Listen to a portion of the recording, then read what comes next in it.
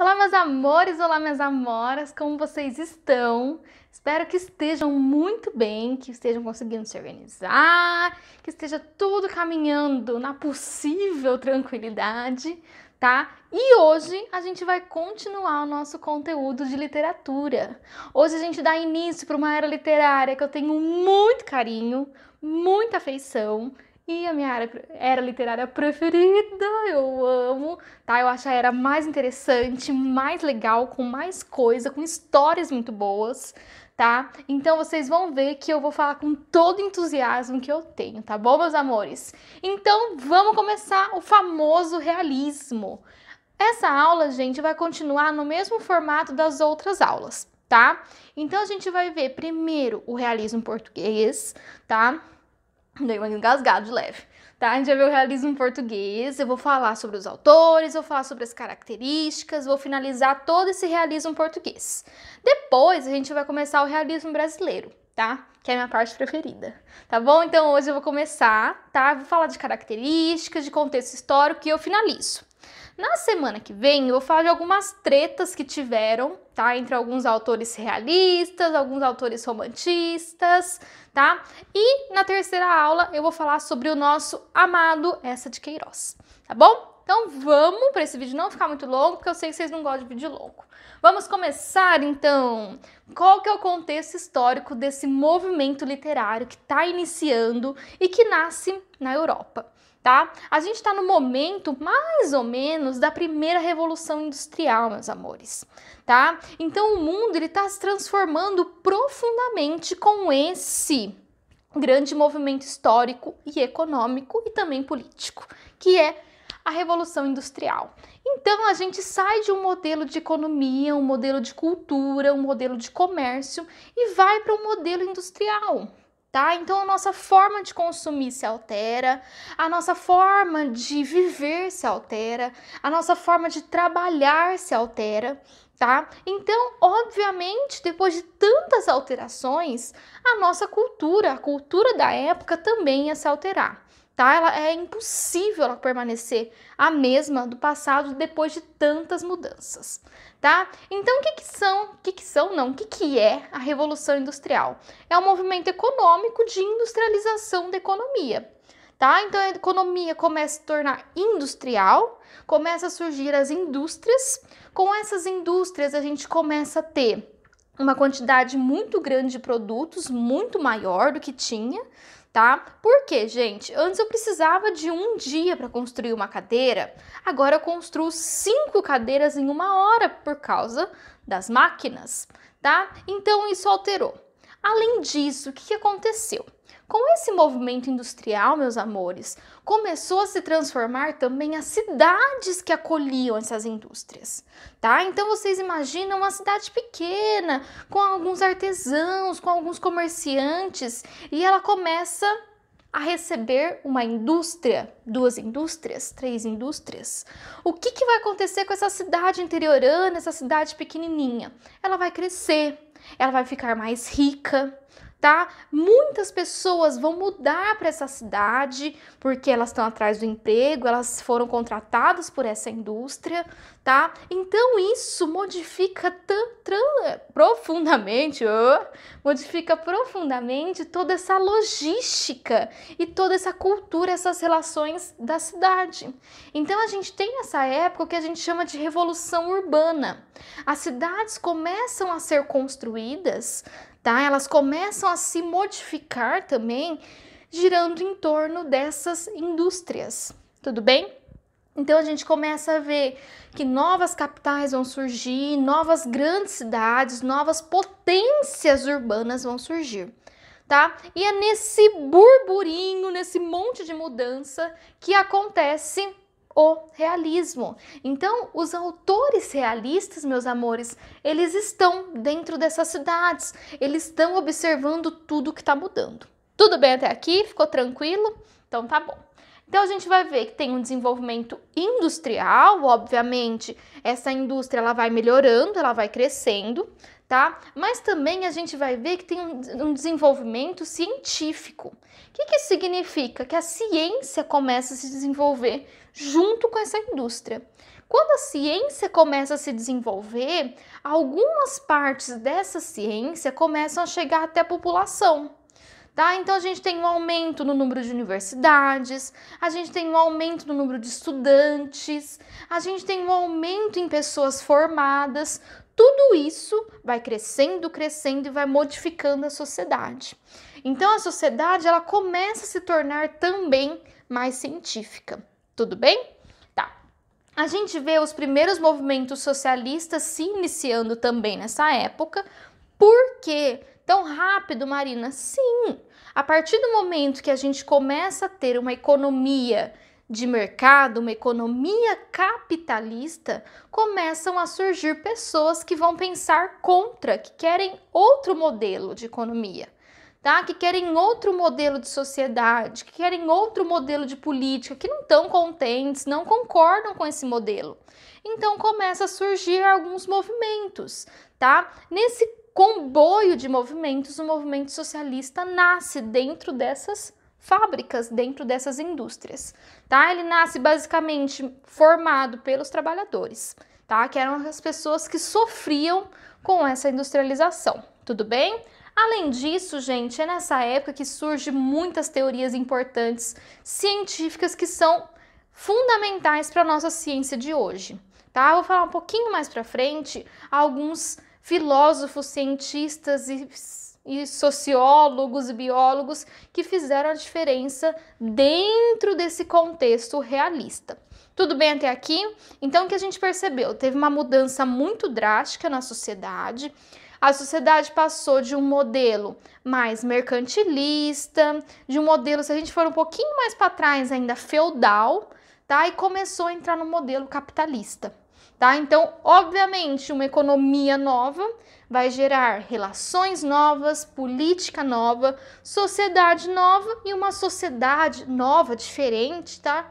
Vai gerar, obviamente, uma cultura diferente. Então, meus amores, vamos ver qual que era o contexto dentro de Portugal, que é o nosso foco de estudo. Bom, dentro de Portugal, durante a época que o realismo nasce, Portugal está passando por o que a gente chama de regeneração econômica. O que significa essa regeneração econômica? Nos anos passados, tá? Antes do movimento realista começar em Portugal, Portugal sofreu muitas quedas econômicas. Tá? Então a gente percebe nessa época que as colônias estão começando a se tornar independentes, tá? Não vale tanto mais o metalismo que a gente viu antigamente. Então Portugal passou por uma crise, tá? E depois da crise começa uma regeneração. Então Portugal volta a crescer, volta a ganhar dinheiro como? Através da consolidação de uma economia capitalista. Então, Portugal começa um processo de modernização e um processo de industrialização. Portugal, que era uma grande metrópole, que era reconhecido pelas suas colônias, era reconhecido pela retirada dos bens dessas colônias, precisou se modernizar, precisou mudar. Por quê? Porque a Europa e, consequentemente, a América, que eram os dois continentes fortes naquela época, mudaram, tá? Então a gente vai ver que existiu uma independência de várias nações, tá? O colonialismo começou a decair, então Portugal vê que uma forma de começar a se reerguer é através da industrialização. Quando eu começo a ter uma industrialização, consequentemente eu preciso de um mercado para vender, tá? Então vamos supor que hoje eu sou uma grande fabricante de cadeiras. Eu construo 15, 20, 50 cadeiras por dia, tá? Acabou? É só construir? Não, eu preciso que venda, tá? Então eu preciso de uma expansão do comércio, eu preciso que o comércio se expanda, tá? Para eu conseguir vender essas 50 cadeiras que eu fiz. Então, além da industrialização, a gente também tem uma expansão do comércio, tá? Com isso, as trocas comerciais dentro da Europa e da Europa com a América se fortalecem, vão se tornando cada vez maiores e o país Portugal começa a se regenerar. Tudo bem até aqui? Podemos ir para as características? Então vamos para as características. Quais são as características desse realismo?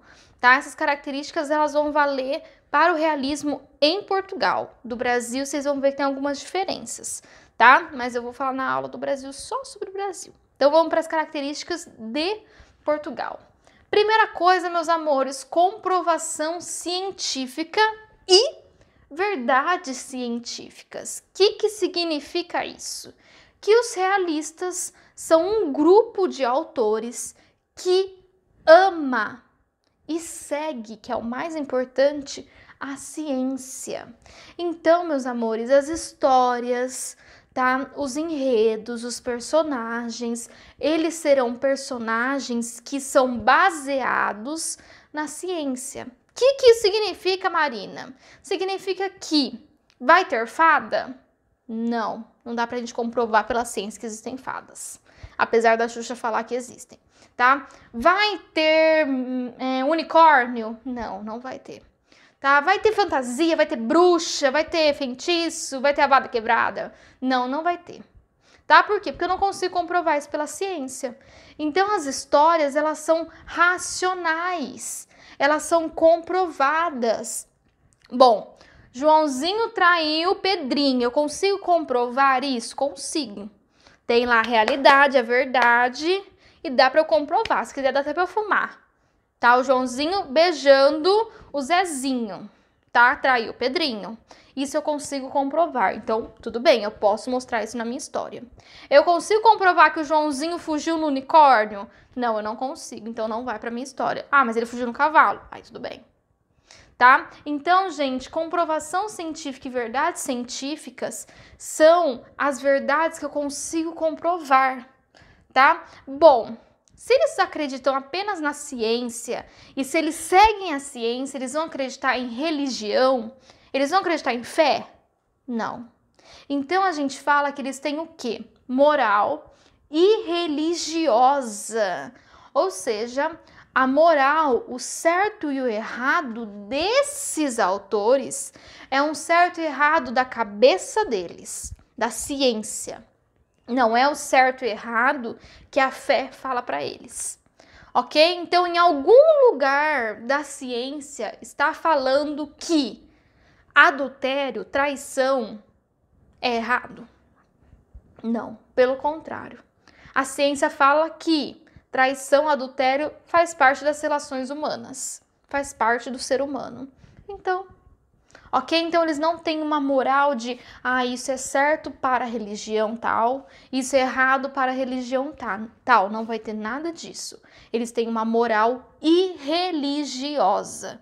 Eles seguem o quê? O instinto, eles seguem o desejo, porque é isso que eles acreditam. Eles acreditam neles. Tudo bem até aqui? Então tá bom. A literatura realista vai ser uma literatura pessimista. Por quê? Porque eles estão observando essa realidade, eles estão observando essa sociedade e a sociedade ela é pessimista, tá? Ninguém vive nas 1001 fadas, 1001 noites, está todo mundo extremamente feliz, alegre o tempo todo.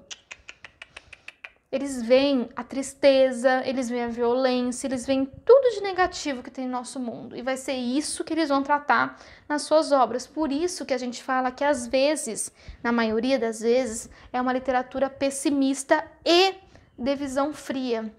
Porque eles realmente têm uma visão fria. Ou seja, não é uma visão emocional. Lembra que é totalmente diferente do romantismo? O romantismo não tinha toda aquela idealização, aquela questão do perfeito, de homens e mulheres perfeitos. Aqui não. Aqui eles sabem que ninguém é perfeito, então já que ninguém é perfeito, a gente não tem que mostrar ninguém perfeito. A gente vai mostrar os seus erros e os seus acertos, ponto final, sem inventar nada. Tudo bem? Fatalismo. Tá? Se tiver que acontecer, vai acontecer.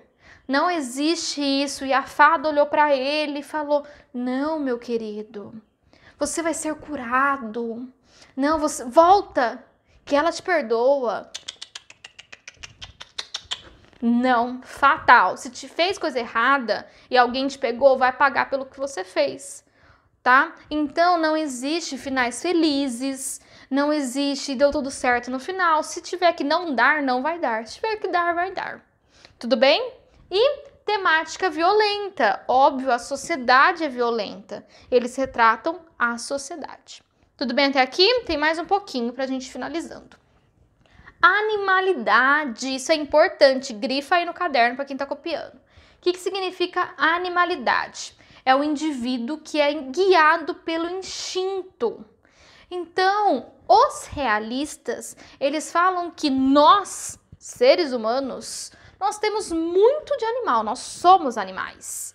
E por ser animais, nós somos guiados pelos nossos instintos. Ai, Marina, não sou guiada pelo meu instinto. É, meu amor, sabe por que é? Vou te falar por que você é guiada pelo seu instinto. Quando você tá com fome, você não fica de mau humor? Eu fico. Isso é o meu instinto falando, vamos marinar. Abre a tua carteira aí e compra um salgado, minha irmã. Tá? Inclusive, saudades, salgado da FEB. Tá, gente? Então, sim, somos guiados pelo nosso instinto e eles vão mostrar. Então, quando eles retratam os homens e as mulheres nas histórias, nos enredos, muitas vezes esses homens e essas mulheres são retratados um pouco como animais. Por isso, animalidade. Porque eles são guiados pelos instintos, instinto de sobrevivência, instinto reprodutivo, ok? Instinto de fome, de segurança, os vários instintos, ok? Então, eles acreditam sim que todos nós somos guiados e muito pelos nossos instintos. Ai, professora, então significa que a gente não segue a nossa racionalidade? Não. A gente segue. Nós somos animais racionais, porém, também temos ainda um quê de instinto. Não somos 100% racionais, não. Ok? Quando você está com fome, todo mundo já ouviu, o melhor tempero é a fome. Às vezes você nem gosta muito da comida, ou a comida não tá nem tão boa, mas tá com tanta fome que você vai comer o prato inteiro de comida, tá? Isso é um pouco do seu instinto falando. Ou quando você come demais, se fosse a sua racionalidade, ia falar, Marina, amor, não precisa bater esse prato de arroz e feijão com a farofa, não precisa. Mas o que o meu instinto faz? Não, Marina, bota uma banana aí. Você não sabe quando você vai comer de novo? Bota uma banana aí, tem banana aí, bota. Ok? Então, é um eterno duelo entre a racionalidade e o instinto. Então, o instinto está presente aqui também, tá bom? Governança pelo desejo e pelo erro, tá? Então, eu vou guiando a minha vida, eu vou me governando pelo meu desejo e pelo meu erro. Opa, Marina, não dá para comer, minha irmã, 2 pratos de arroz, feijão, farofa, banana. Ai, que delícia. Tá? Come 1,5. Por quê? Da última vez que você comeu 2, passou mal.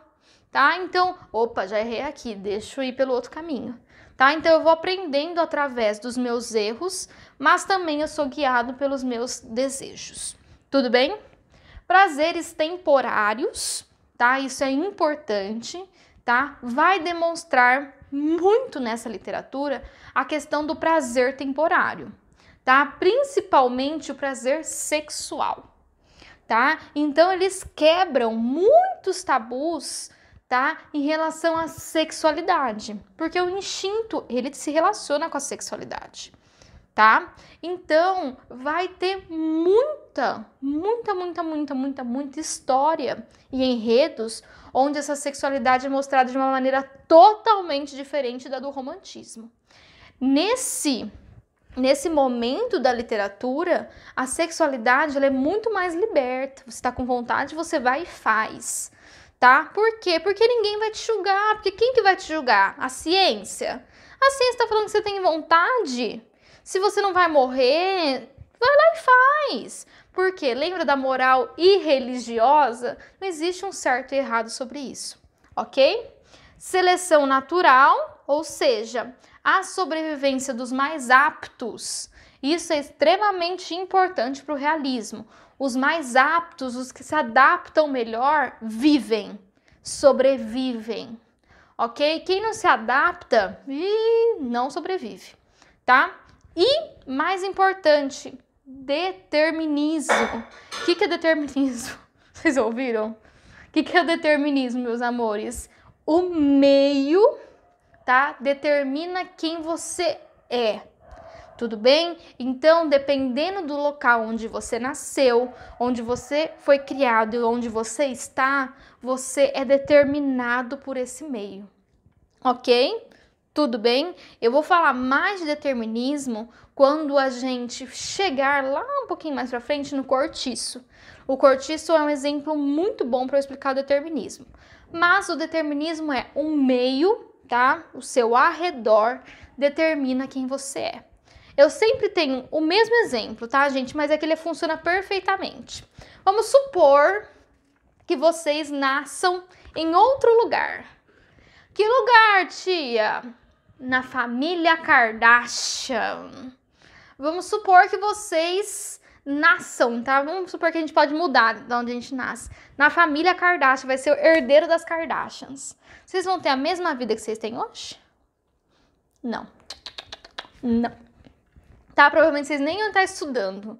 Nem português vocês iam falar. Tá, gente? Porque o meio determina quem somos. Determina nossos gostos, determina nossos preconceitos, determina muita coisa. Nossa cultura, nossa fala, tá? Então eles vão seguir a questão do determinismo muito, muito forte. E pra gente finalizar por hoje, falei que ia passar rápido hoje, não tem mitologia, obviamente, eu não consigo comprovar que a mitologia existe. Tá? Eu não consigo comprovar que existe minotauro, que existe Deus, que existe qualquer coisa, tá? E não tem fantasias, tá? Então não existe nenhum tipo de informação que não seja a informação que seja comprovada cientificamente. Tudo bem, meus amores? Ficou claro? Todo mundo entendeu as características? Essas são as características centrais, tá? Na próxima aula eu vou falar da questão coimbrando, cassino lisbonense e de um nominho, tá? Do realismo português, tá? Aí a gente vai finalizando, tá? A gente vai ver que vocês vão ver que vai ser muito tranquilo. Tá bom, meus amores? Espero que vocês tenham gostado, que vocês tenham entendido tudo, tá? Até a próxima aula.